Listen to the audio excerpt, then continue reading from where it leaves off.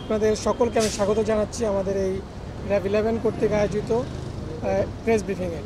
আপনারা জানেন যে আর 2 দিন পরেই আমাদের পবিত্র ঈদুল আজহা উদযাপিত হবে এবং সেই ঈদকে কেন্দ্র করে আজকে থেকে একটা বড় ছুটি, দীর্ঘদিনের একটা ছুটির কার্যক্রম শুরু হচ্ছে। সেই ছুটিতে ধর্মুখ মানুষ তারা শহর থেকে গ্রামে তাদের আত্মীয়স্বজনের সাথে ঈদ করতে যাবে এবং সে লক্ষ্যেই আমাদের এই ঢাকা-চিটাগাং যে মহাসড়ক, এটা আমাদের বাংলাদেশের একটা লাইফ লাইন বলা যায়।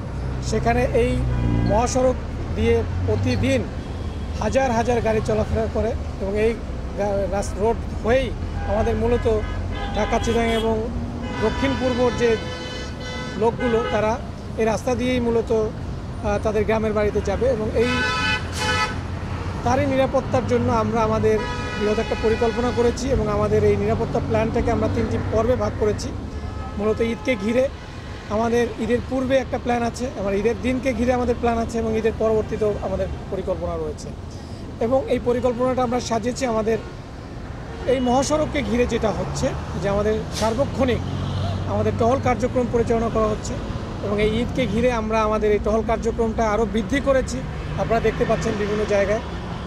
এছাড়াও আমাদের চেকপোস্ট রয়েছে, আমাদের সাদা পোশাকে গোয়েন্দা নজরদারিও রয়েছে, যাতে কোনো জায়গায় জ্যামজটের সৃষ্টি না হয়, কোনো ধরনের অপ্রীতিকর কোনো ডাকাতি বা ছিনতাইয়ের মতো ঘটনা না ঘটে, সে লক্ষ্যেই আমাদের কার্যক্রম চলমান রয়েছে। এছাড়াও এই ঈদুল আজহাকে কেন্দ্র করে আপনারা জানেন যে আমাদের পশুর হাট কেন্দ্রিক একটা পরিকল্পনা থাকে, যে এখানে প্রচুর পশুর হাট রয়েছে।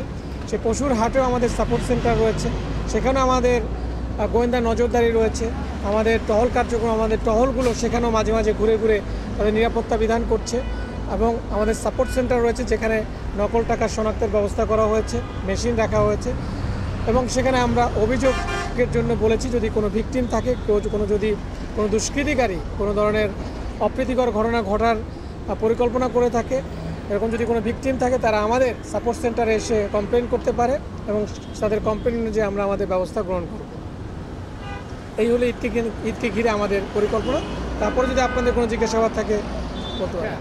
দেখলাম আসলে ঈদকে কেন্দ্র করে এমনি সার্বিক ব্যবস্থাপনা বেশ জোরদার করেছেন আপনারা, কিন্তু রাস্তা কিন্তু যে চালকরা রয়েছে তারা কিন্তু বিভিন্ন স্থানে কৃত্রিম যানজটের সৃষ্টি করছে। যেমন আপনার এখান থেকে কয়েক কিলোমিটার গেলেই দেখবেন যে একটা দীর্ঘ লাইন চট্টগ্রাম অভিমুখে, অর্থাৎ ধীরগতিতে যাচ্ছে, 2টা করে গাড়ি বা 3টে করে গাড়ি সামনে বাড়ানো, সামনের রাস্তা ফাঁকা, কিন্তু পেছনের দীর্ঘ লাইন লেগে যাচ্ছে। তো সেক্ষেত্রে আপনাদের কোনো মোবাইল টিম কাজ করছে? জি, আমাদের মোবাইল টিম, আপনারা দেখেছেন যে আমরা যে আসছি, আমি আসার পথে আপনি যে বলেছেন যে কোশ্চেনটা, সেটা আমরা আসার পথে দেখেছি। আমি যে কুমিল্লা নারায়ণগঞ্জ থেকে আসার পথে এরকম দেখলাম। এইটা মূলত যে বাজার কেন্দ্রিক বা স্টেশন কেন্দ্রিক এই প্রবলেমগুলো হয়, যেখানে যাত্রীদের উঠানোর জন্য এটা করা হয়, সেটার জন্য আমাদের মোবাইল টিম কাজ করছে। বাট আমি আসার পথে ওরকম দীর্ঘ যে এবং লং টাইম ধরে থাকতে হয় এরকম কোনো হয় না।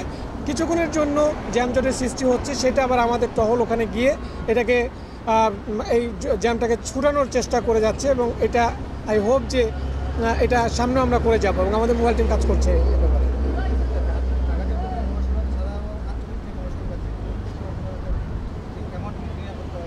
সরি, আমি বুঝিনি আপনাদের।